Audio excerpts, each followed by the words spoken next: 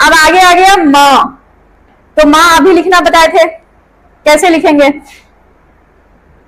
बताइए कुछ। हाँ, मीम के साथ अलिफ, बिंदी आ गया लास्ट में तो नून गुन्ना, माँ फिर ना को ए की मात्रा।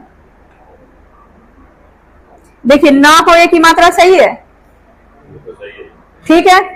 अंगूर, अब अंगूर कैसे लिखेंगे, अ के लिए अलिफ, और अ के बाद बिंदी है तो नून, और ग को क्या है बड़ी ऊ की मात्रा है, तो उसके लिए क्या करते हैं, वाव तो लिख दिए, उसके बाद